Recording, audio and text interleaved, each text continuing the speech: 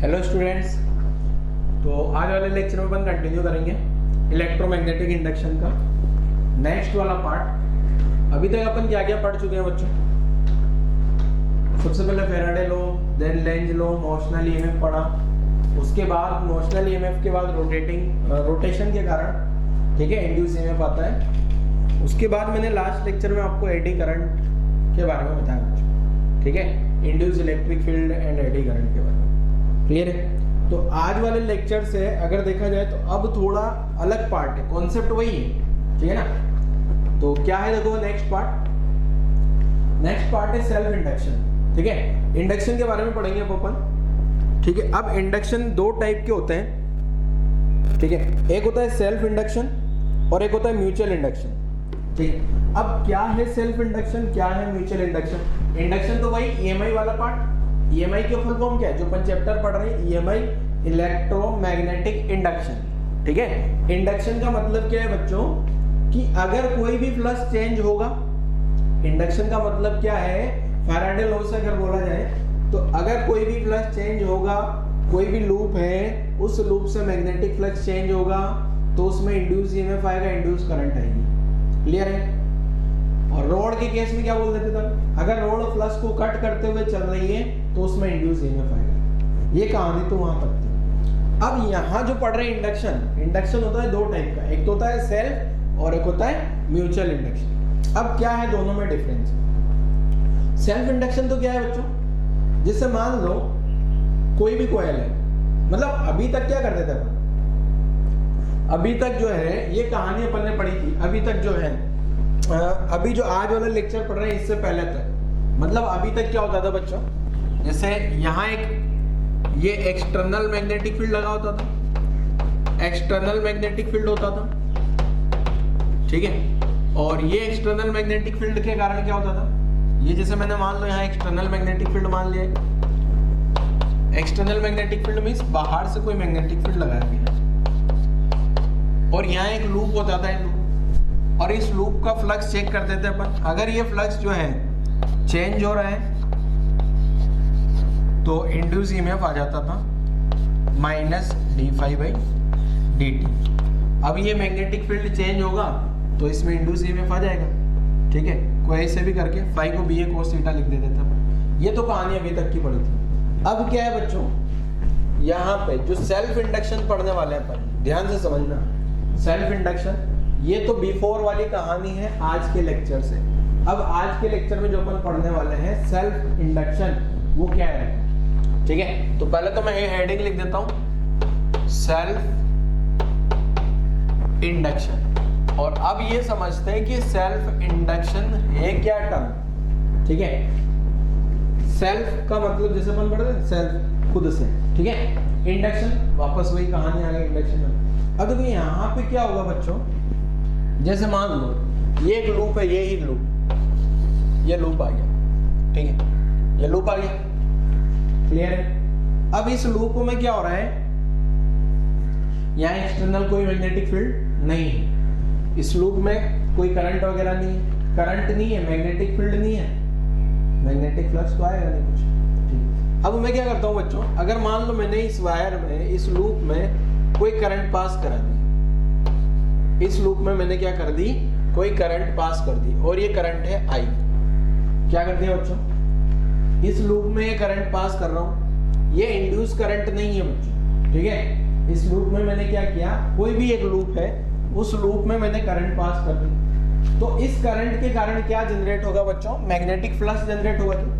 Magnetic field line, क्या magnetic field निकाल सकता हूं, इस लूप का अंदर की डायरेक्शन में मैग्नेटिक फील्ड आ रहा होगा, ठीक है। तो ये जो करंट आई है, ये करंट कोई ना कोई एक्सटर्नल सोर्स के कारण आई होगी, कोई बैटरी वगैरह लगी होगी, कुछ न कुछ अरेंजमेंट रहा होगा, ये इंड्यूस करंट नहीं है पहली बात तो, ठीक है, ये इंड्यूस करंट नहीं है, ठीक है बच्चों, ये इंड्यूस करंट तो नहीं है। तो ये जो करंट है, ठीक है, यहाँ कोई मैग्नेटिक फील्ड नहीं लगा बच्चों, एक्सटर्नल मैग्नेटिक फील्ड नहीं है, तो ये जो करंट आई है किसी के कारण, ये इंड्यूस करंट नहीं है, ये कहीं से करंट प्रोड्यूस करा दी मैंने, ठीक है, ये करंट है। तो इस करंट के होने के कारण क्या होगा बच्चों, मैग्नेटिक फील्ड जनरेट होगा, मैग्नेटिक फील्ड क्रिएट होगा या जनरेट होगा, मैग्नेटिक फील्ड क्रिएट होगा, ठीक है। और वो मैग्नेटिक फील्ड के कारण क्या होगा, यहाँ कुछ न कुछ मैग्नेटिक फील्ड आने वाला है, इस करंट के कारण अंदर की डायरेक्शन में मैग्नेटिक फील्ड लाइंस आ गई और कोई ना कोई मैग्नेटिक फ्लक्स भी आएगा। वो जो मैग्नेटिक फ्लक्स होगा, ये जो मैग्नेटिक फ्लक्स होगा, अब ऑब्वियसली ये मैग्नेटिक फील्ड जो है, अगर मैं करंट को एक बार 2 एम्पियर करता हूँ और एक बार 50 एम्पियर करता हूँ तो ऑब्वियसली 50 एम्पियर पे मैग्नेटिक फील्ड ज्यादा हो रहा होगा, ठीक है। मींस मैग्नेटिक ये करंट बढ़ाने पे मैग्नेटिक फील्ड बढ़ेगा और मैग्नेटिक फील्ड बढ़ेगा तो मैग्नेटिक फ्लक्स भी बढ़ेगा। तो ये अभी मैं यहाँ पे क्या लिख रहा हूँ बच्चों, ये लिख रहा हूँ मैं मैग्नेटिक फ्लक्स, मैग्नेटिक फ्लक्स ये भी आ जाएगा, ठीक है। ये किसके कारण आया, ये यही वाली करंट के कारण या खुद के मैग्नेटिक फील्ड के कारण आया है। ये जो मैग्नेटिक फ्लक्स है ये कोई एक्सटर्नल मैग्नेटिक फील्ड लाइंस नहीं है बच्चों, ये मैग्नेटिक फ्लक्स जो आया है वो किसके कारण आया है, due to self magnetic field. ये खुद का मैग्नेटिक फील्ड क्रिएट किया है ना इसने। ये करंट है, इस लूप में ये जो करंट फ्लो हो रही है उस करंट के कारण कोई मैग्नेटिक फील्ड क्रिएट हुआ और वो जो मैग्नेटिक फील्ड क्रिएट हुआ उस मैग्नेटिक फील्ड के कारण ये जो मैग्नेटिक फ्लक्स आया लूप से, इस लूप से कोई ना कोई मैग्नेटिक फ्लक्स पास हो रहा है ना, मैग्नेटिक फ्लक्स, ठीक है, आ गया। अब ये जो मैग्नेटिक फ्लक्स है ये किसके, ये जितना ज्यादा करंट होगा, ठीक है बच्चों, जितना ज्यादा करंट होगा, ये करंट जितनी ज्यादा होगी उतना ज्यादा मैग्नेटिक फील्ड क्रिएट होगा और उतना ज्यादा मैग्नेटिक फ्लक्स आएगा। तो ये मैग्नेटिक फील्ड आया ड्यू टू सेल्फ करंट, ठीक है। ये खुद की करंट के कारण जो लूप, ये जो magnetic flux passing through loop, magnetic flux passing through loop, magnetic flux passing through loop, ये लूप से मैग्नेटिक फ्लक्स जो भी पास हो रहा है बच्चों, ये किसके कारण आए, due to its own current, ये खुद की करंट के कारण आया है क्या बच्चों। यहाँ पे कोई एक्सटर्नल मैग्नेटिक फील्ड नहीं है जैसा यहाँ था, ठीक है। ये करंट पास हुई इसमें, इस करंट के कारण मैग्नेटिक फील्ड आया और ये करंट के कारण जो भी लूप में करंट कर जा रही है उस करंट के कारण मैग्नेटिक फ्लक्स आ गया, ठीक है। तो होगा क्या, देखो अब ये है कि ये जितना ज्यादा करंट होगी, ये जो मैग्नेटिक फ्लक्स आया इससे, तो ये मैग्नेटिक फ्लक्स जो होगा बच्चों, ये magnetic flux proportional to I होगा, magnetic flux proportional to I, clear है। जितनी ज्यादा करंट बड़ा हो गया उतना ज्यादा फ्लक्स आएगा। तो लिख भी देता हूं मैं क्या, 5 प्रोपोर्शनल टू आई, यहाँ मैग्नेटिक फ्लक्स 5 प्रोपोर्शनल टू आई आ गया क्या बच्चों, मैग्नेटिक फ्लक्स क्या आ गया, 5 प्रोपोर्शनल टू आई, ठीक है। अभी आपको लिखना नहीं, मैं इसका डेफिनेशन लिखूंगा। अब ये प्रोपोर्शनलिटी कांस्टेंट हटेगा, ये प्रोपोर्शनलिटी हटेगी ना तो एक कांस्टेंट आएगा। ये 5 प्रोपोर्शनल टू आई क्या लिखा है मैंने, जो मैग्नेटिक फ्लक्स के बच्चों वो इस करंट के प्रोपोर्शनल आएगा। मैग्नेटिक फ्लक्स जो है, जो भी मैग्नेटिक फ्लक्स वो करंट के प्रोपोर्शनल, करंट बढ़ा दोगे मैग्नेटिक फ्लक्स भी बढ़ जाएगा, प्रोपोर्शनलिटी हटाओगे तो एक कांस्टेंट आएगा 5 इक्वल टू एल आई, ठीक है। 5 इक्वल टू एल आई, आई तो क्या हो गया बच्चों, वो लूप से कितना करंट पास हो रहा है, 5 मैग्नेटिक फ्लक्स हो गया। और एल जो है इसकी कहानी भी आगे समझा दूंगा। एल एक प्रोपोर्शनलिटी कांस्टेंट है, जैसे अपन प्रोपोर्शनलिटी कांस्टेंट लगाते हैं बहुत बार, कहाँ लगाया आपने, इलेक्ट्रोस्टैटिक में लगाया था क्या, इलेक्ट्रोस्टैटिक में करंट इलेक्ट्रिसिटी में V प्रोपोर्शनल टू I, तो V इक्वल टू IR लिखा था क्या। फिर कैपेसिटर में Q प्रोपोर्शनल टू V, तो Q इक्वल टू CV लिखा गया, ठीक है। ऐसे बहुत सारे प्रोपोर्शनलिटी कांस्टेंट अपन अभी तक यूज कर चुके हैं, तो उसी टाइप का ये भी एक प्रोपोर्शनलिटी कांस्टेंट है L, ठीक है। अब ये सेल्फ इंडक्शन तो आ गया। अब अगर मान लो बच्चों यहाँ पे तो मैंने एक ही लूप बनाया, अगर ऐसे ज्यादा लूप आ जाए 2 या 3, तो जितने लूप होंगे उतना प्लस का जाएगा क्या पे, ठीक है। करंट तो वही फ्लो हो रही है ना। अब यहाँ पे भी तो मैंने एक लूप बनाया, 2 लूप बनाता तो ये 2 5 हो जाता, 3 लूप बनाता तो 3 5 हो जाता, और 5 लूप बनाता तो 5 5। तो जितने लूप होगा, जितने भी लूप होंगे उतना 5 हो जाएगा क्या, क्लियर है। तो ये आई तो लूप की करंट आ गई, 5 उस लूप से कितना प्लस पास हो रहा है, ये आ गया, क्लियर। अब अगर मान लो क्या बच्चों कि टोटल कलर चौक देना, total n number of turns आ जाए। टोटल नंबर ऑफ टर्न्स क्या हो जाए बच्चों n, ठीक है। टोटल नंबर ऑफ टर्न्स अपने पास अगर n हो जाए तो यहाँ पे अपन n5 लिख देंगे, क्लियर है। और n5 प्रोपोर्शनल टू i लिख देंगे और फिर प्रोपोर्शनलिटी l लगा लेंगे, क्लियर है। अभी तो एक ही लूप आ रहा है ना बच्चों, क्लियर है। तो सेल्फ इंडक्शन क्या है, देखो सेल्फ इंडक्शन के बारे में लिख देता हूं, ठीक है। सेल्फ इंडक्शन के बारे में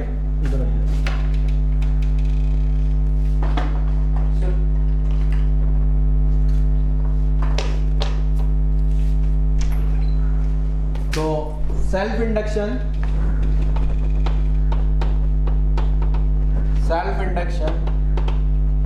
is induction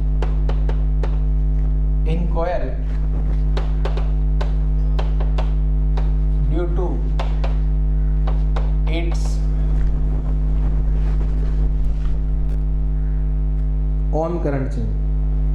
Self induction is induction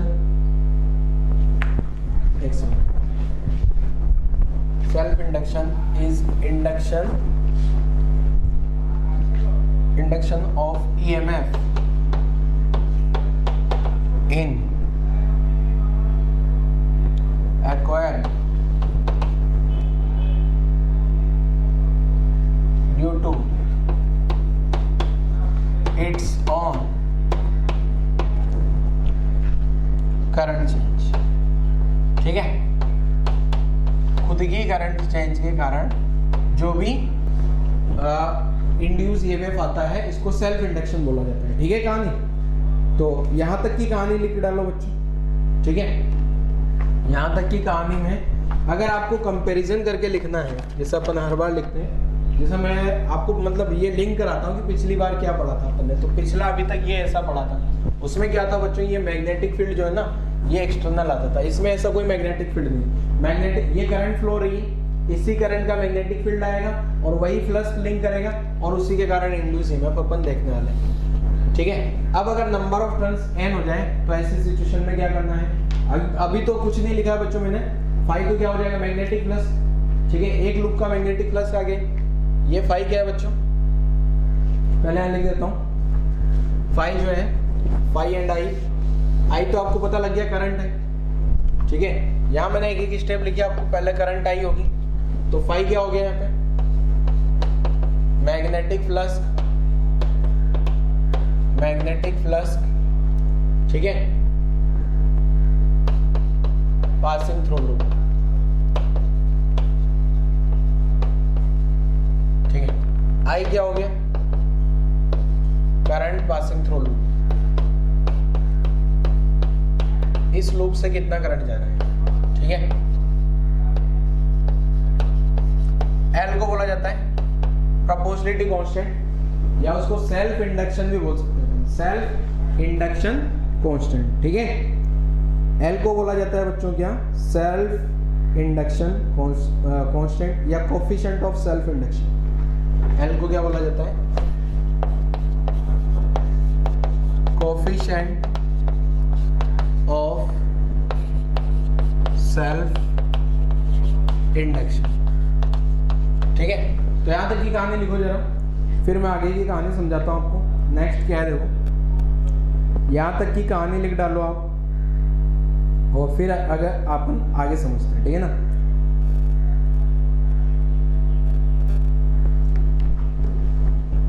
ये इधर वाला राइट वाला टर्म में मिटा देता हूँ। अब अगर मान लो ये जो नंबर ऑफ टर्न्स है वो n हो, ठीक है। जिससे ये इस टाइप की कोयल आ जाए पूरी है, ठीक है। इसमें करंट आई जा रही है, अब ये करंट तो जा ही रही होगी इससे, ठीक है। n में यहाँ लिख देता हूँ, n क्या है नंबर ऑफ टर्न्स। ये जो कोयल है इसमें नंबर ऑफ टर्न्स है, तो यहाँ पे अपने पास क्या आ जाएगा बच्चों, प्लस n5 प्रोपोर्शनल टू आई। सभी लूप में आई करंट जा रही होगी, प्रोपोर्शनलिटी हटाऊंगा, अगेन क्या आ जाएगा L इक्वल टू आई, ठीक है। L को वापस वही अपन क्या बोल देंगे, L को क्या बोल दिया जाएगा बच्चों, L को क्या बोल दिया जाएगा चाहो तो आप आपके दिमाग में अगर ऐसा आ रहा है ना तो इसको ऐसे भी समझ सकते हो, यहाँ जो फाई आएगा टोटल फ्लक्स, फाई जो टोटल फ्लक्स होगा वो प्रोपोर्शनल टू आई होगा, ठीक है ना। और जो फाई टोटल होगा, जो फाई टोटल फ्लक्स होगा वो क्या हो जाएगा L इंटू आई। अपन इसको ऐसे भी समझ सकते हैं, ठीक है ना, तो कंफ्यूज नहीं होना इसमें, ये इस टाइप से भी आप इसको समझ सकते हैं। टोटल फ्लक्स कैसे निकाला बच्चों, यहाँ तो क्या था, एक सिंगल लूप था तो सिंगल लूप का फ्लक्स आ गया, सिंगल लूप का फ्लक्स प्रोपोर्शनल टू करंट, ठीक है। अब अगर मान लो मैंने दो लूप बना दी तो यहाँ 2 लिख दो, ठीक है, 2 जो भी फ्लक्स होगा 2 हो गया ना, वो तो यही करंट पे डिपेंड करेगा ना, दोनों लूप में सेम करंट जाएगा। यहाँ पे क्या है ना, इन सभी लूप में जो करंट है वो तो एज इट इज ऐसी आ रही है, ठीक है। लूप थोड़े दूर दूर बन गए, रैंडम लूप बना सकते हो, कोई दिक्कत नहीं, ठीक है। ये ज्यादा लूप आ जाए इस टाइप से तो क्लियर है,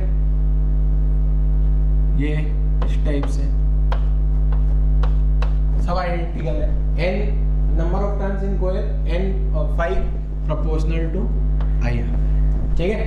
अब अगर मुझे इंड्यूस ईएमएफ चाहिए बच्चों, अब यहाँ से अगर आप देखना चाहो तो L का यूनिट देख सकते हो, L का फॉर्मूला देख सकते हो, L क्या है, ठीक है। यहाँ से अगर मैं लिखना चाहूँ ऐसा यूनिट ऑफ L, L एक फिजिकल क्वांटिटी हो गई जिसको क्या नाम दिया अपन ने, कोफिशिएंट ऑफ सेल्फ इंडक्शन या सिंपल सेल्फ इंडक्शन भी बोल सकते हो, सिंपली सेल्फ इंडक्शन भी बोल सकते हो, ठीक है। अब इस L का यूनिट चाहिए अगर मुझे तो यहाँ से देख लो या फिर यहाँ से देख लो, L क्या है देखो n फाई अपॉन आई। अब फाई तो मैग्नेटिक फ्लक्स कह गया, ठीक है, तो क्या लिख दूंगा मैं यूनिट, ऐसा यूनिट सेल्फ इंडक्शन का, ऐसा यूनिट ऑफ L लिख दूं ना शॉर्ट में, तो ये क्या हो जाएगा वेबर पर एम्पियर, ठीक है।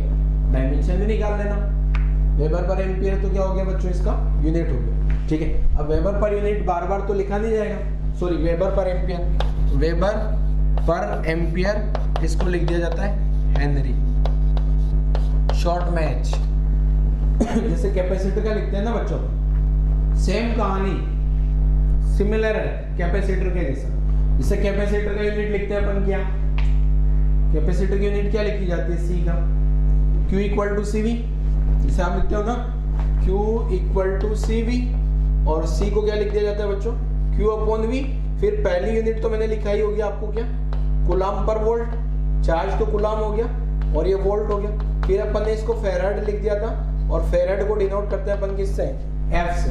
ऐसे यहाँ पे वेबर पर एम्पियर को, वेबर पर एम्पियर को हेनरी से डिनोट किया जाता है, हेनरी को लिख देते हैं कैपिटल H से, ठीक है। तो यहाँ तक की कहानी लिखो जल्दी से, वीडियो पॉज करो और पूरी यहाँ तक की कहानी लिख डालो जल्दी, फिर आगे बढ़ते हैं। इसके बाद में क्या है देखो सेल्फ इंडक्शन में, तो इसके बाद की कहानी समझ लेते हैं, पहले यहाँ तक की कहानी लिखो, ठीक है। यहाँ तक की कहानी लिख डालो बच्चों, फिर इसके आगे की कहानी समझ लेते हैं। चलो वीडियो पॉज करके आप लोगों ने लिख लिया होगा बच्चों, ठीक है, नहीं लिखा है तो लिख लीजिए। अब देखो ये जो सेल्फ इंडक्शन आया है इसमें एक्सटर्नल मैग्नेटिक फील्ड तो कोई है नहीं, हुआ क्या है, एक लूप है कोई, या नंबर ऑफ लूप्स ज्यादा हो सकते हैं, ठीक है। एक लूप है, उस लूप में क्या हो रहा है, लूप में क्या हुआ बच्चों, कोई करंट फ्लो कराई, उस करंट के कारण क्या हुआ, मैग्नेटिक फ्लक्स आया, ठीक है। वो मैग्नेटिक फ्लक्स किसके प्रोपोर्शनल आएगा, आई के, जितना ज्यादा करंट होगी उतना ज्यादा मैग्नेटिक फ्लक्स होगा। अब अगर मुझे इंड्यूस ईएमएफ चाहिए बच्चों, यहाँ पे कितना इंड्यूस ईएमएफ आया, जैसा अपन ने लिखा था ना हेडिंग, सेल्फ इंडक्शन में क्या लिखा था अपन ने, सेल्फ इंडक्शन में क्या लिखा बच्चों अपन ने, यही तो लिखा ना, induce EMF in coil due to self current, खुद की करंट के कारण, ड्यू टू ऑन करंट, खुद की करंट के कारण जो इंड्यूस ईएमएफ आया है उसको ही तो अपन ने सेल्फ इंडक्शन बोला। अब एक चीज सुन लो ध्यान से, अगर ये जो फाइव नेट जो टोटल फ्लक्स के, जो टोटल फ्लक्स कभी मैंने लिखा था, अगर ये कांस्टेंट है, ठीक है, तो इंड्यूस ईएमएफ क्या आ जाएगा बच्चों, इंड्यूस ईएमएफ अपन माइनस d∅dt लिखेंगे क्या, तो यहाँ फाइव की जगह क्या आ जाएगा टोटल, तो ये तो क्या आ जाएगा 0। अगर ये कांस्टेंट है, ये कांस्टेंट कब रहेगा, जब करंट कांस्टेंट है, L तो प्रोपोर्शनलिटी कांस्टेंट है क्या बच्चों, L तो क्या है प्रोपोर्शनलिटी कांस्टेंट, तो करंट कांस्टेंट होगा तो ये इंड्यूस ईएमएफ 0 आ जाएगा। बट अगर ये फाई टोटल प्लस वेरिएबल है तो इंड्यूस ईएमएफ कितना आएगा? इंड्यूस ईएमएफ क्या लिखते हैं अपन? Minus d phi total upon d t. अब इस डी फाई टोटल को क्या लिख दिया मैंने? D by d t of n phi. ठीक है, एन फाई आ गया ना बच्चों, नंबर ऑफ टर्न्स अगर एन मान ले, अगर एक टर्न होगा तो एन के लिए 1 पुट कर देना। ये क्या आ जाएगा? एन फाई की जगह क्या लिखा मैंने? L I. तो यहां से जो इंड्यूस ईएमएफ है अपने पास आके आता है बच्चों minus L d I by d T.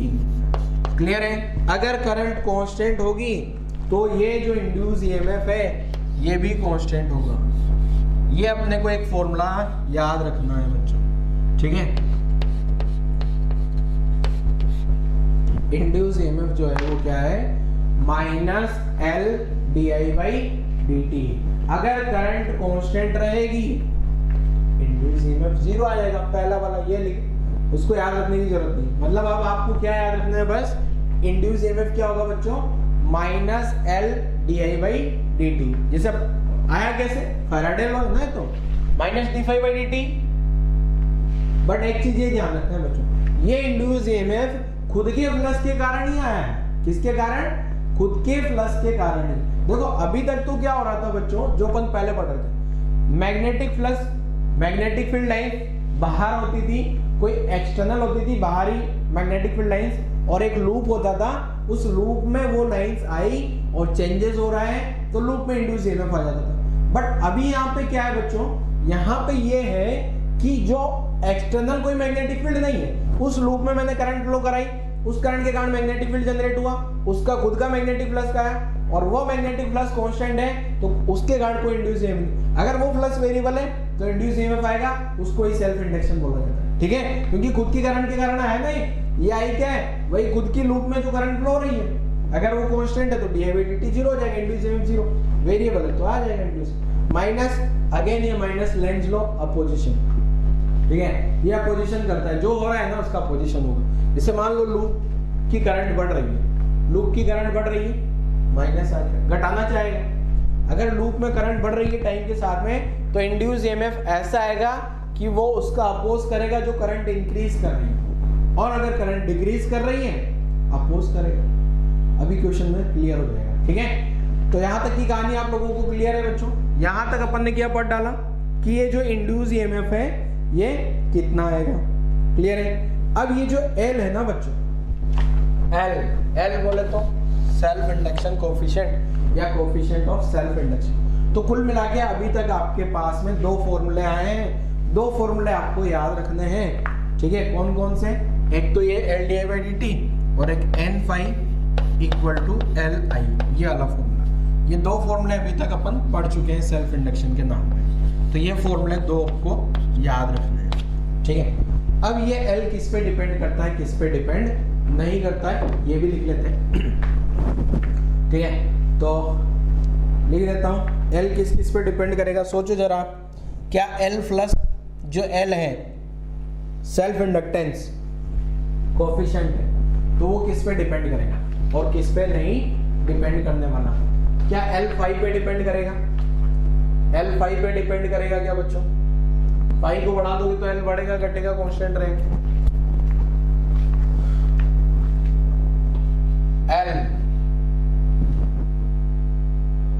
Depend on किस किस पे डिपेंड करता है बताओ जरा। करंट को बढ़ा दोगे, करंट को बढ़ा दोगे तो L बढ़ेगा घटेगा कांस्टेंट रहेगा। 5 को बढ़ा दोगे तो L बढ़ेगा घटेगा कांस्टेंट रहेगा, ठीक है। L जो है किस पे डिपेंड करेगा ये अपने को देखना है, ठीक है।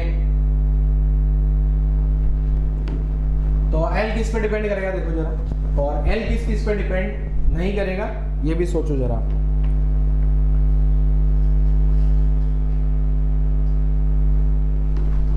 चलो, L डिपेंड्स ऑन फर्स्ट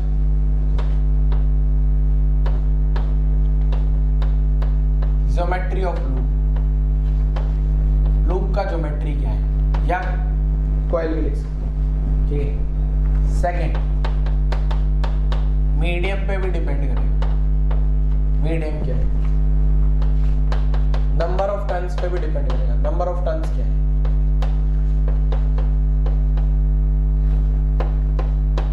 ठीक है, इन सब पर डिपेंड करेगा। क्या करंट पे डिपेंड करेगा? क्या है, सोचो जल्दी।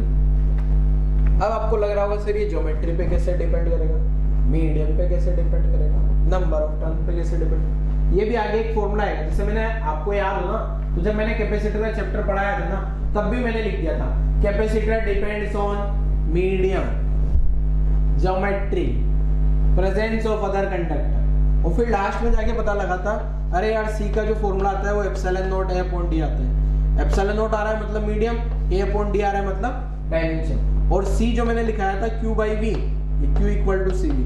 मैंने बोला था जो कैपेसिटर है वो क्यू पे डिपेंड नहीं करता, वी पे डिपेंड नहीं करता। ऐसे ही सेम पैटर्न पे यहाँ पे भी बोल रहा हूँ बच्चों, जो एल है वो करंट पे डिपेंड नहीं करेगा एंड फाई पे भी डिपेंड नहीं करेगा।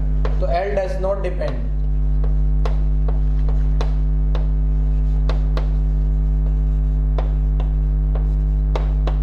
किस पे डिपेंड नहीं करता? First current, second magnetic flux. ठीक है, ये कहानी अब कितनी बार बता दूं कोई मतलब नहीं, अगर अभी तक नहीं समझ आई तो भी नहीं आएगी। अरे करंट बढ़ाओगे तो मैग्नेटिक फ्लक्स भी बढ़ जाएगा। एल कांस्टेंट रहता है, एल तो प्रोपोर्शनलिटी कांस्टेंट है ना बच्चों, जैसे रेजिस्टेंस में भी होता है। ऐसा थोड़ी है V equal to I r लिख रहा हूं मैं, तो R जो है वो V अपॉन आई हो गया। करंट बढ़ाऊंगा तो रेजिस्टेंस कम थोड़ी हो जाएगा, रेजिस्टेंस तो कांस्टेंट है ना। अरे करंट बढ़ेगी तो वोल्टेज पोटेंशियल डिफरेंस भी बढ़ जाएगा ना रेजिस्टेंस के अक्रॉस। ठीक है, उसी टाइप से यहाँ की कहानी है कि अगर आप करंट बढ़ाओगे तो मैग्नेटिक फ्लक्स भी बढ़ जाएगा, but coefficient of self induction या L कांस्टेंट रहेगा। तो यहाँ तक की कहानी लिख लो। अभी ये मैं एक्सप्लेन कर दूंगा बच्चों कि ज्योमेट्री ऑफ लूप और मीडियम पे कैसे डिपेंड कर रहा है, और नंबर ऑफ टर्न्स पे भी। अभी एक आध फॉर्मूला लिखेंगे अपन, ज्योमेट्री ऑफ लूप, मीडियम और नंबर ऑफ टर्न्स इन कोयल, ये आपको पता लग जाएगा कैसे इस पे डिपेंड कर रहा है। क्लियर है? कहानी लिखो जल्दी से यहाँ तक की कहानी लिख डालो बच्चों, वीडियो पॉज करके, वीडियो पॉज करो और यहाँ तक की कहानी लिख लो।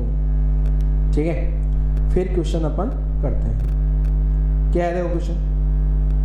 अभी ये L जो है ना, आपकी जिंदगी में L नया आया है तो आपको लग रहा होगा सर ये L है क्या चीज़, ये हमें समझ नहीं आ रहा। ठीक है, अभी थोड़ा थोड़ा पढ़ेंगे ना अपन तो समझ आ जाएगा। जैसे कैपेसिटर में हुआ था ना, शुरुआती दिन में पता नहीं लग पा रहा था क्या चार्ज स्टोर करता था कैपेसिटर। ये जो है ना, जिसे अपन ने पढ़ा था ना बच्चों, रेजिस्टेंस फिजिकल क्वांटिटी, उसके करस्पॉन्डिंग एक डिवाइस था, उसको नाम दिया अपन ने रजिस्टर। क्या नाम दिया? रजिस्टर। फिर अपन ने पढ़ा कैपेसिटेंस C फिजिकल क्वांटिटी, उसके करस्पॉन्डिंग एक डिवाइस आ गया कैपेसिटर। ठीक है, कैपेसिटर हो गया। ऐसे यहाँ पे पढ़ा क्या? Self inductance. सेल्फ इंडक्टेंस लिखा ना मैंने, कोफिशिएंट ऑफ सेल्फ इंडक्टेंस। तो जो सेल्फ इंडक्टेंस होता है उसके करस्पॉन्डिंग एक डिवाइस होता है, वो डिवाइस के वायर, कोयल, उसको इंडक्टर बोलते हैं। क्या बोलते हैं उसको? इंडक्टर या सेल्फ इंडक्टर।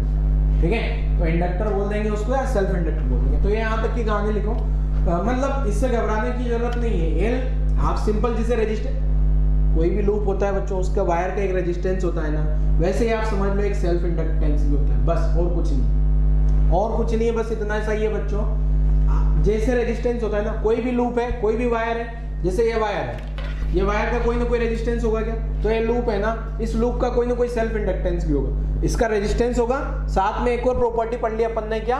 Self inductance. इसका वायर का कोई ना कोई सेल्फ इंडक्टेंस भी होगा। क्लियर है? धीरे धीरे चीजें और समझ आ जाएगी आगे जैसे जैसे लेक्चर बढ़ेगा। ठीक है, वीडियो पॉज करके यहाँ तक की कहानी नोट कर लेना। एक दो हलवा क्वेश्चन कराता हूँ, एकदम हलवा होगा, आसान क्वेश्चन होंगे बिल्कुल। ठीक है, चलो सोल्व करते हैं जरा क्या है क्वेश्चन।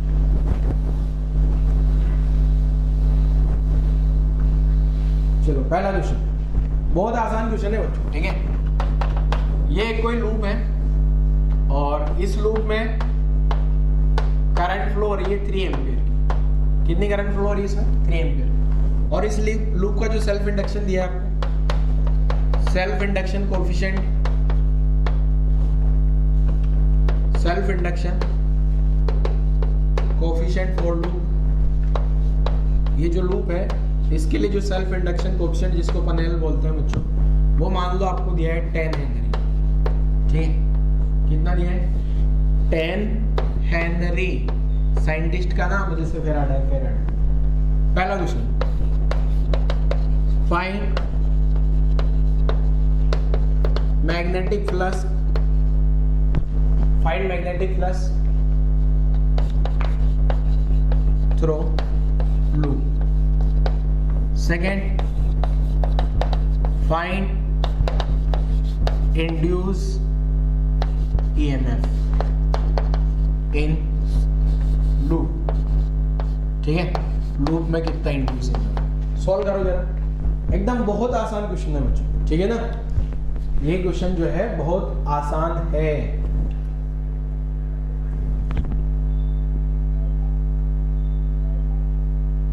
चलो क्वेश्चन सॉल्व किया आप लोगों ने। मैं एक और क्वेश्चन लिख देता हूं इधर। ये एक और लूप है, इसमें जो करंट फ्लो हो रही है बच्चों, ये करंट है I equal to 5t ampere. अब ये नहीं सर t तो सेकेंड है, I एम्पियर, ये 5 यूनिट वाला होगा, ठीक है ना। 5 का यूनिट होगा कुछ एम्पियर पर सेकेंड, तो आंसर आ जाएगा। ठीक है, तो ये I आ गया। अब आगे की कहानी में क्या है देखो बच्चों, मैं यहां से आपको कोई ना कोई कंडीशन दे रहा हूं, ठीक है।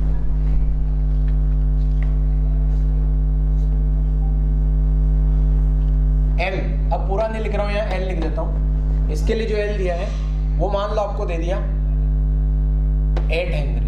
L कितना दे दिया बच्चों? 8 हेनरी। या फिर उल्टा करता हूं,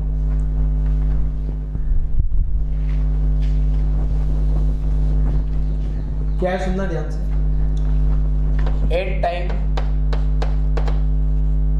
first, 8 time t equal to 3 second magnetic flux through loop, magnetic flux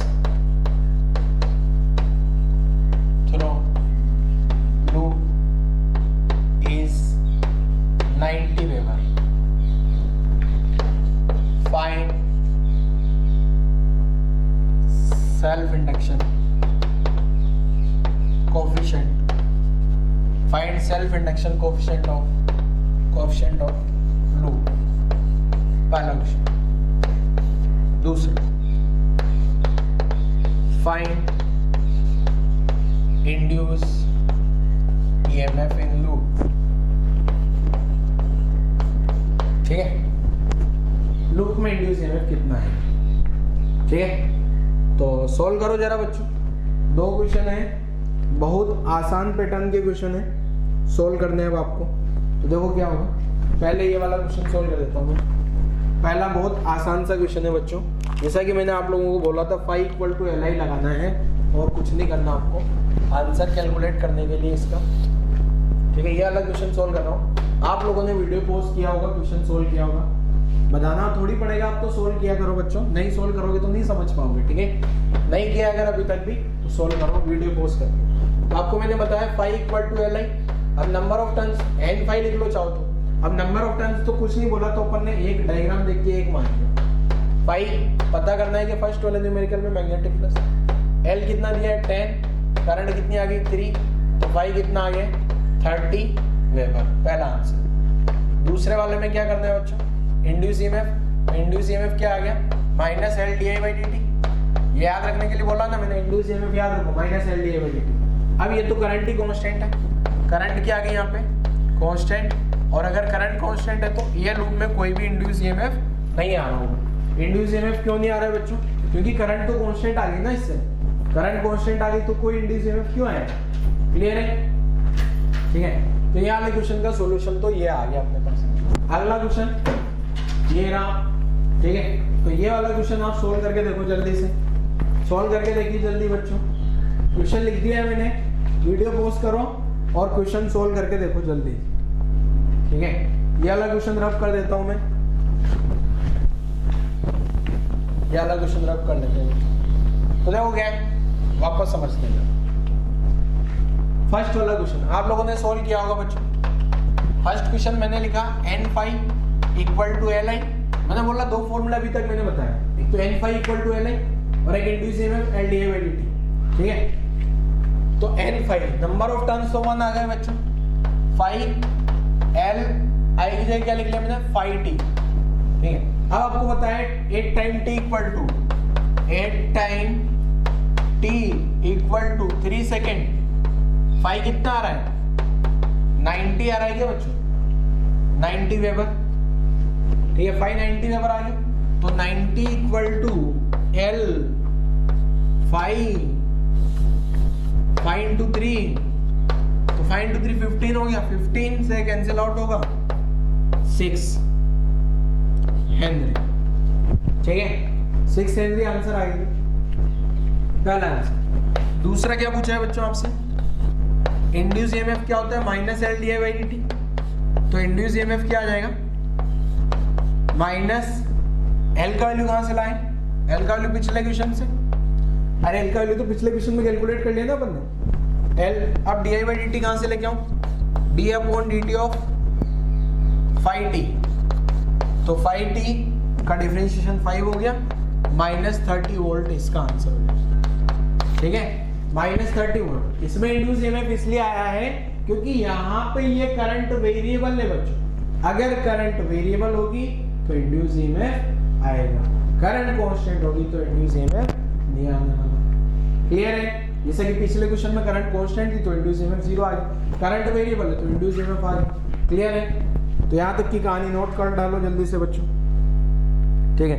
अब एक चीज मैं यहाँ से बता देता हूँ आपको, जैसे बच्चों अपन कैपेसिटर का कैलकुलेशन करते थे ना, देखो यहाँ से मैं जो सेल्फ इंडक्टर पूरा पढ़ा रहा हूँ ना आपको, ये कैपेसिटर रेजिस्टेंस से कंपेयर करके पढ़ाऊंगा मैं, तो आपको थोड़ा आसान लगेगा, ठीक है ना, मीन्स हाँ लगेगा कि ये तो अपन ने कुछ पढ़ा हुआ है, ठीक है। चलो वीडियो पॉज करके पहले यहाँ तक की कहानी लिखो, फिर मैं आपको कंपैरिजन बताता हूँ, क्या कंपैरिजन मैं बताना चाह रहा हूँ वो कंपैरिजन मैं बता देता हूँ, ठीक है ना। वीडियो पॉज करो जल्दी से और नोट कर लो, क्वेश्चन लिख लो, क्वेश्चन का सॉल्यूशन लिख लो, पूरा सब कुछ लिख डालो, ठीक है, लिख लिया आप लोगों ने।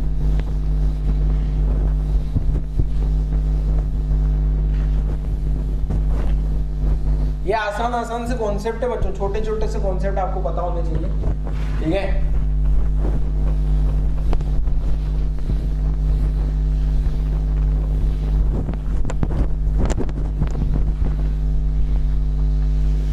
देखोगे आगे देखो अपन ने, मैं कैपेसिटर में क्या बताना चाह रहा था बच्चों आपको, देखो कैपेसिटर में पहले तो मैं कैपेसिटर याद दिलाता हूँ, ठीक है। कैपेसिटर में अपन ने क्या पढ़ा था, Q equal to c v, और फिर मैंने बोला था अगर कैपेसिटेंस का कैलकुलेशन करना होता, कैलकुलेशन ऑफ C, तो C का कैलकुलेशन कैसे करते थे अपन ने, C इक्वल टू Q बाई V लिख दिया। ऐसे पैरेलल प्लेट कैपेसिटर पढ़ा है मैंने, फिर आपको पैरेलल प्लेट में क्या करते हैं, ये जो पैरेलल प्लेट कैपेसिटर में आपने यहाँ Q चार्ज दे दिया, प्लस प्लस, इधर माइनस माइनस माइनस, इधर माइनस Q हो गया, इधर प्लस Q आ गया, तो C जो है Q बाई V, फिर V पोटेंशियल निकाल लिया, V को आपने ED लिख लिया, E को क्या लिख लिया था, ये इलेक्ट्रिक फील्ड को Q upon A epsilon not into D, Q से Q मारा गया तो C आ गया था आपका एप्सिलॉन नॉट अपॉन D। ये इस टाइप की कहानी अपन ने कैपेसिटर में पढ़ी थी, उसी टाइप से यहाँ पे भी सेल्फ इंडक्शन की कैलकुलेशन करेंगे। किसकी कैलकुलेशन करेंगे बच्चों, L की। तो हेडिंग लिख रहा हूं मैं, कैलकुलेशन ऑफ, आप चाहो तो बगल में ऐसा चिपका देना थोड़ा सा, ताकि आपको सिमेट्री रहे कि हाँ ऐसा क्यों कर रहे हैं अपन, ठीक है। तो आपको क्या करना हो बच्चों, कभी भी कैलकुलेशन करना हो किसका, L का, तो हेडिंग लिख रहा हूं मैं, calculation of self induction coefficient. और ये जो सेल्फ इंडक्शन कोएफिशिएंट है वो क्या है अपना, L का कैलकुलेशन कैसे करना होता है, तो आपको क्या करना होगा, L निकालना है ना, तो आप क्या निकाल लो बच्चों, टोटल प्लस जो आपने फॉर्मूला लिखा है ना, phi total equal to LI, तो यहां से L निकालने के लिए क्या करोगे आप, टोटल प्लस लिखो, फाई टोटल लिखो, जितना भी फ्लक्स आ रहा है सारा फ्लक्स लिख लो, अपॉन करंट से डिवाइड कर दो तो L आएगा, ठीक है। बस इसमें नया तो कुछ ही नहीं है ना बच्चों। अब मैं एक क्वेश्चन लिख रहा हूँ, जरा ध्यान से सुनना, एनसीईआरटी का सोल्ड एग्जांपल है और क्वेश्चन भी आता है उसमें, ठीक है। बोर्ड में क्वेश्चन आता है, ये क्वेश्चन लिख देता हूँ, बोर्ड के लिए इंपॉर्टेंट है, और अपने को तो एक फॉर्मूला इसका रिजल्ट डायरेक्ट याद रखना है बच्चों। बोर्ड के लिए इंपॉर्टेंट है और आपको डायरेक्ट याद रखना है, ठीक है। तो क्या लिख रहा हूं देखो मैं, calculate self induction, calculate self induction coefficient, calculate self induction coefficient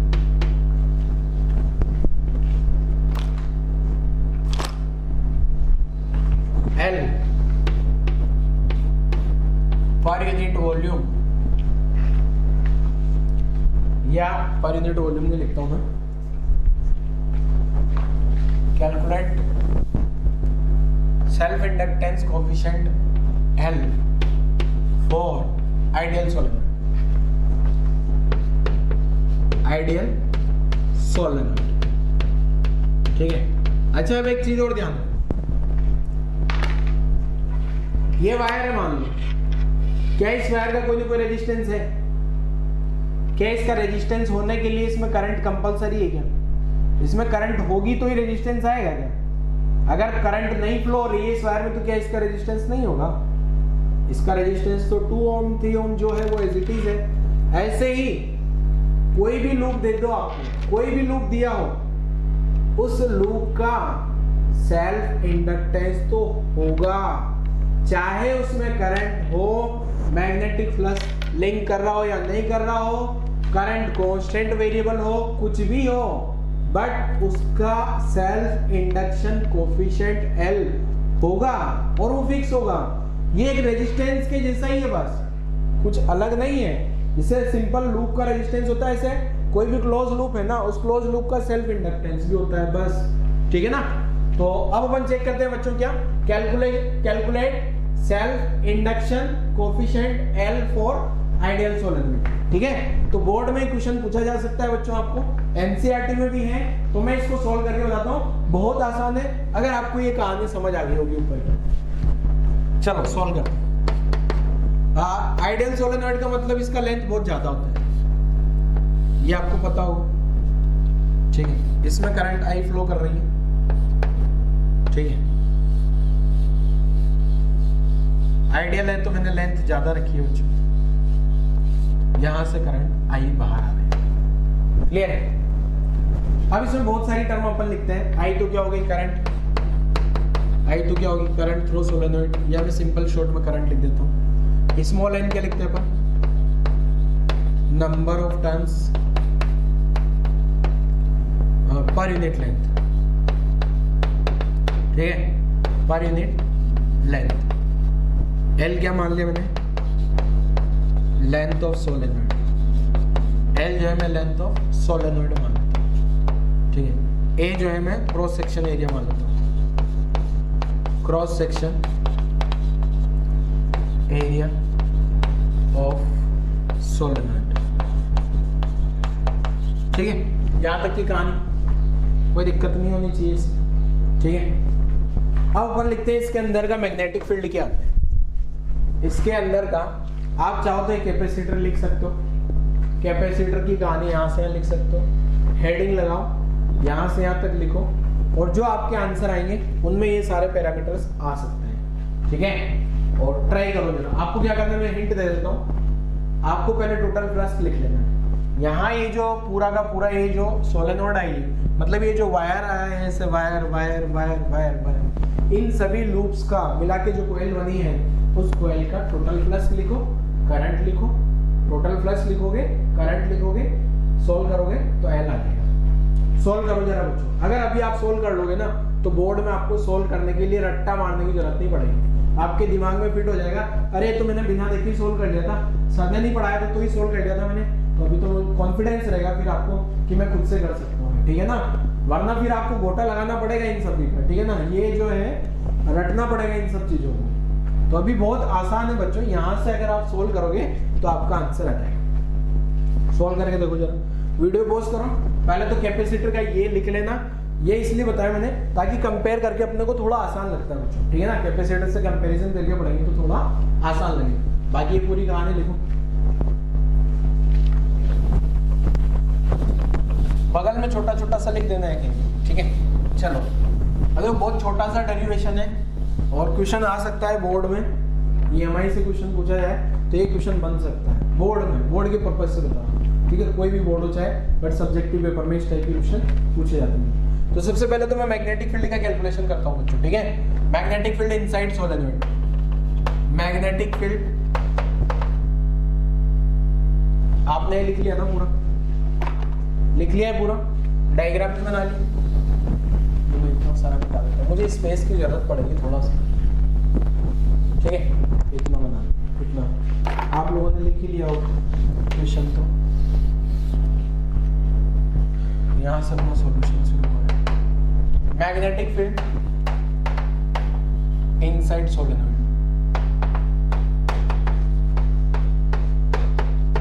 ये आप सबको पता होगा फॉर्मूला, जो B का होता है वो होता है म्यू नॉट N I, पता होगा बच्चों कि भूल गए कि आइडियल सोलेनोइड के अंदर का मैग्नेटिक, भूल गए सर हम तो। बेटा मैंने बोला था एक तो याद रखना कम से कम, नॉन आइडियल का भले याद नहीं रहा हो। तो नॉन आइडियल क्या थी? Mu not N I upon 2 sine alpha plus sine beta, या sine theta 1 plus sine theta 2, कोई दिक्कत नहीं, बोल गए तो चले। अब मुझे टोटल प्लस निकालना है मुझे, तो फाई टोटल लिखता हूँ। फाई टोटल क्या होगा? जैसे अपन BA cos थीटा लिखते हैं ना बच्चों, बट BA cos थीटा के साथ में यहाँ मुझे n का मल्टीप्लाई भी करना पड़ेगा, क्योंकि इसमें नंबर ऑफ टर्न्स खूब सारा है, ठीक है। अब ये B तो लिख लिया मैंने, फाई टोटल में क्या है मैंने B लिख लिया, B की जगह तो मैंने म्यू नॉट N I लिख लिया, ये एरिया लिख लिया। cos 0 होगा, cos 0 क्यों लिखा बच्चों? क्योंकि यहाँ पे जो है ना एरिया वेक्टर भी इधर होगा, area vector magnetic field lines, यहाँ अंदर जो मैग्नेटिक फील्ड लाइंस होती है ना वो इस डायरेक्शन में होगी क्या, ऐसे ये मैग्नेटिक फील्ड लाइंस बना दी मैंने, और इन सभी लूप का एरिया वेक्टर भी ऐसे ही होगा, ठीक है। मैंने ये डायरेक्शन बना दिया, तो cos 0 हो गया। नंबर ऑफ टर्न्स कैसे लिखूंगा? स्मॉल n इनटू n, ठीक है ना। स्मॉल n नहीं होगा बच्चों, स्मॉल n क्यों नहीं होगा? स्मॉल n तो पर यूनिट लेंथ का टर्न है। तो फाई टोटल कितना आ गया देखना, फाई टोटल जो आ रहा है ना म्यू नॉट n और n मल्टीप्लाई होगा, mu naught n square I into n। अब मेरे पास जो L होता है बच्चों, L क्या है? फाई टोटल अपॉन I, तो यहाँ से फाई टोटल अपॉन I करूंगा तो ये आई गायब हो गया, इंटू n, यही आपका आंसर है। अब बच्चों ये क्या है ना कि इसको याद रखना थोड़ा मुश्किल लगता है मुझे, इसको मुझे याद रखना थोड़ा सा मुश्किल लगता है, ठीक है। तो मैं तो क्या करता हूँ, मैं बच्चों को बोलता हूँ इसको एज ए फॉर्मूला ट्रीट दो, एज ए फॉर्मूला इसको ट्रीटमेंट दीजिए। ये अब आपका आंसर आ गया mu not N square L। आपको तो कैलकुलेशन करनी थी, आपने कर दी कैलकुलेशन। म्यू नॉट तो permeability, number of turns per unit length, ए क्या हो गया बच्चों? ए क्या हो गया बोलो जल्दी सोचो? Cross section area, L length हो गया। बट यार इसको याद रखना थोड़ा मुश्किल है, तो अपन यहाँ से मैं एक पैटर्न बताता हूँ बच्चों आपको, उससे बहुत आसान तरीके से अपन इसको याद रख सकते हैं। बहुत आसान है अगर आप याद रखना चाहते हो तो। देखो कैसे, सेल्फ, इसको सेल्फ इंडक्टेंस भी बोल दिया जाता है कभी कभी, जरूरी नहीं बार बार सेल्फ इंडक्शन कोफिशिएंट बोला है, बार बार सेल्फ इंडक्शन कोफिशिएंट नहीं बोला जाता है। जैसे 11 में viscosity coefficient, surface tension coefficient, अपन simple surface tension, simple viscosity बोल देते हैं, ऐसे इसको भी सिंपल सेल्फ इंडक्शन बोला जा सकता है। तो सेल्फ इंडक्शन पर यूनिट वॉल्यूम कितना हो गया देखो, self induction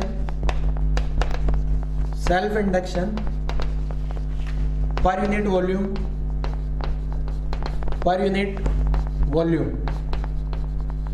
for ideal solenoid. ये जो आइडियल सोलेनोइड है उसका पर यूनिट सेल्फ इंडक्शन क्या है?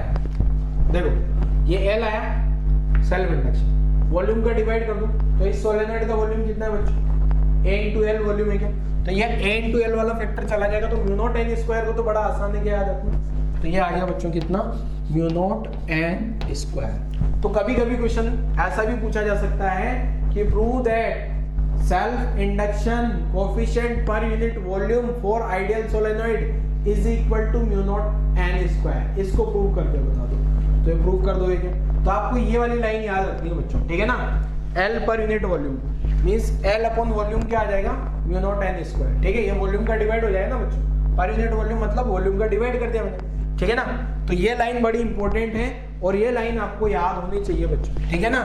डायरेक्ट क्वेश्चन पूछा जाता है जेईई मेंस में और नीट में, ठीक है। आपको कुछ ही नहीं दिया होगा पूरी सोलेनोइड में, पूरी सोलेनोइड का एक सिंगल पैरामीटर देने की जरूरत है बस। सिंगल पैरामीटर कौन सा, स्मॉल एन, और ये कैलकुलेट हो जाएगा, ठीक है। आपको दिया होगा स्मॉल एन, आप दिमाग लगा रहे होंगे इधर उधर का कि कैसे कैलकुलेट होगा वॉल्यूम, सर कुछ तो दिया ही नहीं इसमें, कैसे आंसर निकाले हम, ठीक है। तो आंसर आ जाएगा ना बच्चों, कुछ नहीं करना, विदाउट एनी। अच्छा दूसरी चीज मैंने आपको बच्चों बताया था क्या, कि किस किस पे डिपेंड करता है। ये क्या है, ज्योमेट्री आ गई, a into l वाला ज्योमेट्री वाला फैक्टर है कि a into l ज्योमेट्री वाला फैक्टर है कि म्यू नॉट मीडियम वाला फैक्टर है कि स्मॉल n क्या है, स्मॉल n क्या है, number of turns per unit length, पर यूनिट लेंथ। और नंबर ऑफ टर्न्स की फॉर्म में भी फॉर्मूला निकाला जा सकता है, स्मॉल n को क्या लिखा जा सकता है, कैपिटल N अपॉन L। तो ध्यान रखना कि इस फॉर्मेट में आपसे फॉर्मूला पूछा गया है, ठीक है। कभी कभी क्वेश्चंस ऐसा बोल दिया जाएगा कि इसको डबल कर दें, एरिया डबल कर दें, लेंथ डबल कर दें, नंबर ऑफ टर्न्स डबल कर दें। तो ये स्मॉल n अलग टर्म है, स्मॉल n तो क्या है, number of turns per unit length. अगर टोटल टर्म दिए हो तो ये स्मॉल n इंटू एल, यहां से अपन ने क्या लिखा, n equal to n into L लिखा, तो स्मॉल n की जगह भी n अपॉन l लिखा जा सकता है ना बच्चों। तो नंबर ऑफ टर्न्स डबल कर दे, लेंथ वही रखें। तो ध्यान से देखना आपको सारी कहानी क्या है क्या नहीं है। प्रोपोर्शनलिटी रिलेशन भी पूछा जाता है कभी कभी। सेल्फ इंडक्टेंस डबल हो जाएगा, ट्रिपल हो जाएगा, एरिया बढ़ा दिया, लेंथ बढ़ा दिया, नंबर ऑफ टर्न्स बढ़ा दिया। तो number of turns per unit length है, तो ये वाला फॉर्मूला यूज कर लेना। टोटल नंबर ऑफ टर्न है तो पहले फॉर्मूले को कैपिटल N में कन्वर्ट करना पड़ेगा, फिर क्वेश्चन को सोल्व करना पड़ेगा, ठीक है। बट आपको याद रखना है ना, सबसे आसान पैटर्न ये फॉर्मूला, बस ये जो सेल्फ इंडक्शन आइडियल सोलेनोइड का मैंने कैलकुलेट किया है, बस एक ही है। अपन हेडिंग लिखा ना कैलकुलेशन ऑफ सेल्फ इंडक्शन, ऐसे और भी ज्योमेट्री का कैलकुलेट किया जा सकता है, पर उनका क्या है ना, मैग्नेटिक फ्लक्स लिखना थोड़ा कठिन है, इसलिए ज्यादा कैलकुलेशन नहीं है, बस एक ही कैलकुलेशन, ठीक है। ये आइडियल सोलेनोइड, क्योंकि आइडियल सोलेनोइड का टोटल फ्लक्स निकालना आसान है, इजीली मैग्नेटिक फील्ड निकाल सकते हो इजीली, तो ठीक है ना। तो सेल्फ इंडक्शन पर यूनिट वॉल्यूम आपको ये याद रख लेना है आइडियल सोलेनोइड के लिए, ठीक है बच्चों। आइडियल सोलेनोइड के लिए आपको क्या याद रख लेना है, फॉर्मूला क्या, mu not small n square, पर यूनिट वॉल्यूम है बच्चों, पर ये ध्यान रखिएगा, ठीक है। पर यूनिट वॉल्यूम है ये, क्लियर है, नोट कर लो जरा यहाँ तक की कहानी, ठीक है। तो क्वेश्चन तो क्या ही लिखे, अब इसका लिखना है, चलो लिख देते हैं, इधर लिख देता हूँ क्वेश्चन, वीडियो पॉज करके यहाँ तक की कहानी लिख देते हैं।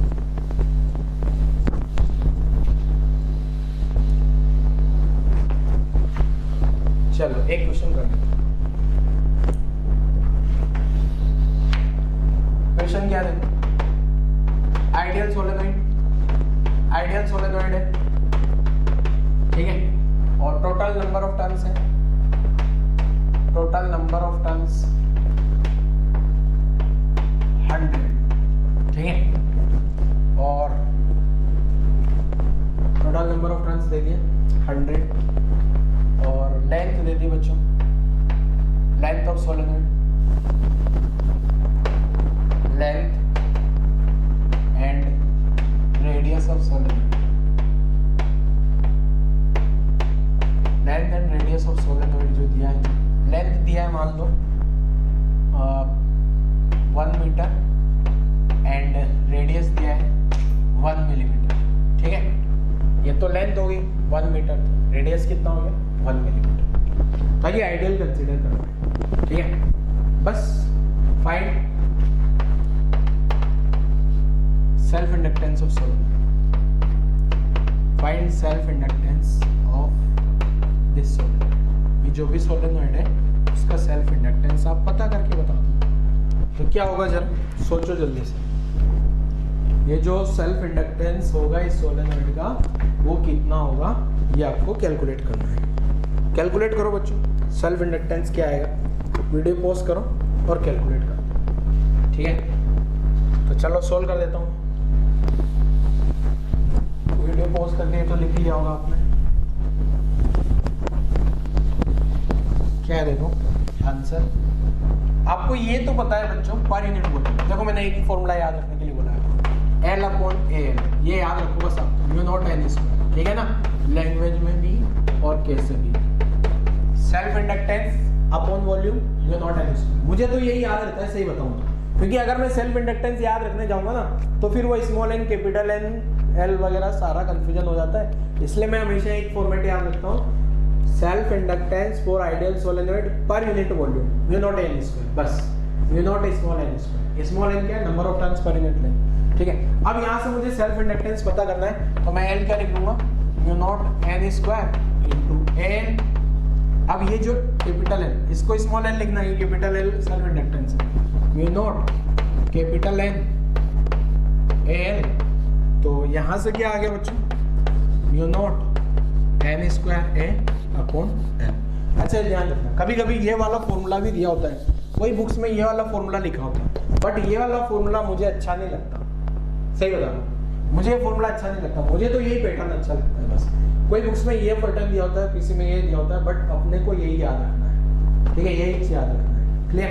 अब देखो क्या है बच्चों, कभी कभी बच्चे कंफ्यूज हो जाते हैं, मतलब क्वेश्चन में ऐसा बोला जाता है कि जो सेल्फ इंडक्टेंस सोलेनॉइड है, सोलेनॉइड का लेंथ डबल कर दें तो उसका सेल्फ इंडक्टेंस कितना हो जाएगा? सोलेनॉइड का लेंथ को डबल कर दें तो उसका सेल्फ इंडक्टेंस कितना हो जाएगा? तो कोई बच्चे, सर यहाँ से लेंथ डबल करने पे एल डबल हो रहा है, यहाँ लेंथ डबल करने पे एल हाफ हो रहा है। तो एक चीज ध्यान रखना जरूर, जब भी आपसे ऐसा क्वेश्चन पूछा जाएगा वो एक टर्म को कांस्टेंट करेगा, या तो बोलेगा total number of turns constant है, अगर total number of turns constant है तो ये वाला फॉर्मूला लगा लेना, बोले ना सोलेनॉइड का number of turns per unit length constant, ये वाला लगाना, ठीक है। ऐसे नहीं बोलेगा, ऐसे सिंपल हवा हवा में नहीं बोलेगा कि एक सोलेनॉइड है उसका लेंथ 4 गुना कर दिया तो क्या होगा? सोलेनॉइड का लेंथ 4 गुना करने पे क्या होगा? सेल्फ इंडक्टेंस बढ़ेगा घटेगा? तो ये वाला फॉर्मूला और ये वाला फॉर्मूला में कंफ्यूज हो जाएगी ना, तो उसमें हमेशा एक चीज ध्यान रखना, ऐसा दिया जाएगा कि जब भी सोलेनॉइड का लेंथ बदलेगा ना तो वो क्वेश्चन में ऐसा स्पेसिफाई करेगा या कुछ न कुछ ऐसा हिंट दिया जाएगा कि आपको पता लग जाएगा कि स्मॉल एन कांस्टेंट रखना है या कैपिटल एन कांस्टेंट, ठीक है। मान लो एक सोलेनॉइड थी, एज इट इज दूसरी सोलेनॉइड ला के रख दी ऐसे, ठीक है। मान लो ये सोलेनॉइड है, ये एक सोलेनॉइड तो ये आ गई, ठीक है, इस पर वायर वायर लपेट है, फिर एक और ला के रख दी ऐसे as it is same identical एक और रख दी, तो फिर क्या कांस्टेंट रहा? अरे ये एज इट इज थी, मान लो इसमें 100 टर्न थे, एक और ला के रख दिया, 200 टर्न हो गए ना, तो क्या कांस्टेंट रहा? कैपिटल एन थोड़ी कांस्टेंट रहा, स्मॉल एन कांस्टेंट रहा ना। इसमें 100 थे पहले जितना लेते, अभी भी इसमें 100 है, तो आपको कहीं ना कहीं हिंट ऐसा मिल जाएगा कि कैपिटल एन और स्मॉल एन में आप आइडेंटिफाई कर पाओगे कि ये स्मॉल एन कांस्टेंट रखना है कैपिटल एन। और कुछ क्वेश्चंस तो ये ऐसे पूछ ले जाते हैं डायरेक्ट, यही बस ऐसे सारे डेटा, ठीक है। अब एल कितना आ जाएगा देखो, मैं म्यू नॉट को नहीं हटा रहा है, म्यू नॉट को हटाऊंगा तो फालतू में कैलकुलेशन बढ़ जाएगी। कैपिटल एन की जगह 100 रख लिया, 100 स्क्वायर, एरिया कितना दिया? एरिया पाई आर स्क्वायर लिखूंगा, पाई रेडियस 1 मिलीमीटर है ना, तो मीटर में कन्वर्ट कर दिया, पाई आर स्क्वायर अपॉन लेंथ कितना आ गया? 1 मीटर। तो आंसर क्या आ गया अपने पास? म्यू नॉट का वैल्यू रख लो यार, 4 pi into 10 to the power minus 7, 4 pi into 10 to the power minus 7, ये 10 to the power 4 pi minus 6, ठीक है। सोल्व करें, ठीक है, तो सोल्व कर लेते हैं। ये तो 4 बाई 10 ऐसा म्यू नॉट का लिया 10 पावर 4 पाई, अदो कैसे पावर, ये पाई इंटू पाई भी 10 हो जाएगा, तो मैं आजू बाजू उसको 10 मानूंगा, 4 तो ये हो गई, ये 10 और 10 पावर 5 हो गई है, 5 यहाँ से गायब करूँ, एक पावर बचेगी, 10 पावर माइनस 8 हेनरी, ये आपका आंसर, ठीक है। तो ये इस टाइप से बच्चों, तो आज के लेक्चर की कहानी यही खत्म होती है, ठीक है। एल की कैलकुलेशन कर लेना, कुछ नहीं है, आसान है एकदम, ठीक है। तो आज के लेक्चर की कहानी बताता हूँ बच्चों। आज के लेक्चर में अपन ने क्या क्या याद रखना है? सबसे पहला formula n phi equal to L I, पहला फॉर्मूला। दूसरा induce EMF minus L d I by d, ठीक है, माइनस अपोजिशन का है, अगले लेक्चर में क्लियर हो जाएगा कि माइनस का क्या यूज है। और तीसरा L upon L mu not an square, ये आज के लेक्चर के 3 फॉर्मूले, ठीक है ना। तो ये आपको याद कर लेने बच्चों, क्लियर है। तो यहाँ तक की कहानी सब लोगों को समझ आ गई होगी। तो आज वाला लेक्चर यहीं क्लोज करते हैं बच्चों, थैंक यू।